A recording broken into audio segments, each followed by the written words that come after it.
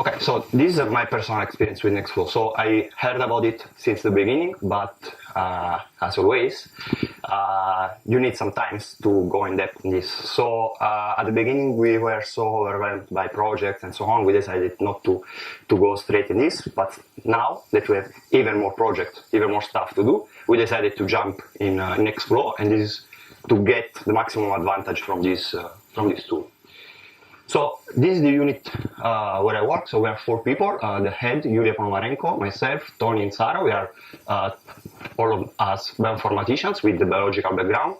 So no one of us is a computer scientist, but we decided to go and to use Nextflow to move every pipeline we already have implemented here to get the maximum advantage, to try to do the most of you can by using this tool. So basically our typical workflow is this. There is a user. The user asks us analysis, and some of them we can classify as standardized, the other one like non-standard analysis. Sorry for the word standardized, because in bioinformatics nothing is standard. Okay, that's something that has to be really understood from the beginning, because every pipeline, every procedure, after 2 years they are obsolete, so you need to change this. So this is one of the main problems we face for the analysis, because sometimes a user can come after some year and say, I would like to have the same exact analysis. Okay, of course this is not possible, because after 2 years you change something, and to redo exactly everything from scratch, so this is probably reproducibility. It's quite complicated, so this is one of the reasons we decided to go in this. And non-standard analysis, of course, here we have semi-automatic pipelines, and there you have a lot of tools, custom scripts, and so on, in order to try to get the result as fast you can, and in the best way you can. So, basically, we have more or less 50% of the requests that are can be classified as standard, and 50% are not standard. Some of them are chip-seq, RNA-seq, SNP calling. The other one can be classified like building database, custom database, reproducing analysis seen in a paper, and so on. So even though they are 50%, we have that in hours. This is the number of hours by type of projects in the last 2 years. They occupy 1/3 more or less of our hours. Why this? Because, of course, when you have something that is standardized, you have already a pipeline in place, and you can be quite fast. But everything that is not standard requires development, and development requires time. And of course, you can spend, most of the time you spend is in this. So we can say more or less that we have 1/3 of things that can be done by using pipeline, and 2/3 instead that you need some development, at least looking at hours. And why we decided to use Nextflow? So for sure, because the main advantage are from standard analysis. So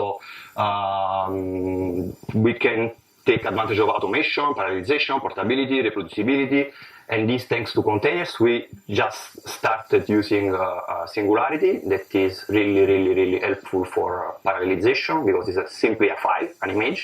You put this in a shared storage, and you can access this file from every node you want to use.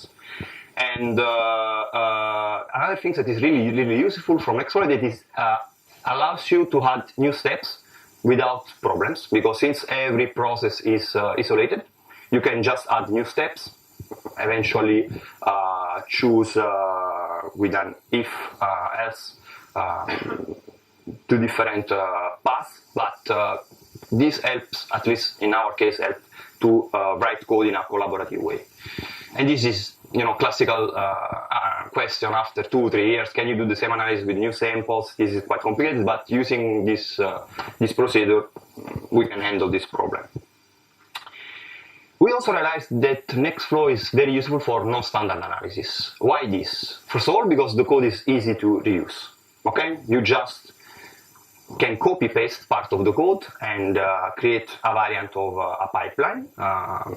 You don't need to waste time in parallelizing, in deciding which nodes to use, or so on. And particularly is polyglot. So that's one of the typical problems in bioinformatics. There is an R expert, Python expert, Java, Perl, and so on. And every people has a language that is more or less proficient with. And you don't care with Nextflow, because you can plug, you write a piece of code, then you can wrap it. So we were really happy about this. And of course, using containers prevents several problems, because after 2 years, maybe the IT decide to upgrade the operating system, so you need to change the libraries or other problems. And if you have already a Docker repository or a Singularity image, you really don't care about this. Yeah, that's my first day with Nextflow. This is a pic that was sent me by thanks to him, because I say, okay, that's really easy. You just copy paste and it's done. No, you need to spend some time on this. There is a very, very nice documentation. So don't do this. Take your time. It's important. It's a new language, but like everything, try not to make too many errors at the beginning. The documentation is fantastic. So really a lot of examples. I found a lot of information there, but of course at the beginning the progression in the coding was not so big. I made some progression, but after a while I stopped. Tried to find a solution, looking in the documentation, no way. So I found best solution was basically invite Paolo for a coffee. So since the developer is quite close to us and is such a great person, you really can ask him everything and you obtain an answer. So you make so this makes you progress even more, and after a while you get stuck again. So another solution can be a second coffee. Then Paolo became quite nervous, so I decided to look for other solution. And well, there is the Jitter chat. That is something that is really helpful. Everything you can ask, you obtain an answer. There are a lot of people, many of you are there. So look at my answer, don't follow them, because sometimes they are not really the best solution. But then if you have a problem with Singularity, you also need to subscribe to their Google group, because they also are very terrific support. So in case you have problems, you can write them and hopefully you get the solution you have, because Singularity is quite, well, it's not so green like I was expecting, so it's advanced, but there are things that are still changing. So I think with the last release, they've solved a number of problems they had. So then after this is one of the products of the efforts we made.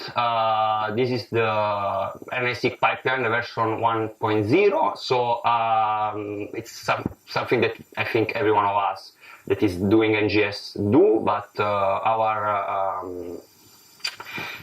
our idea was to create something simple at the beginning, and basically you start with paired end reads.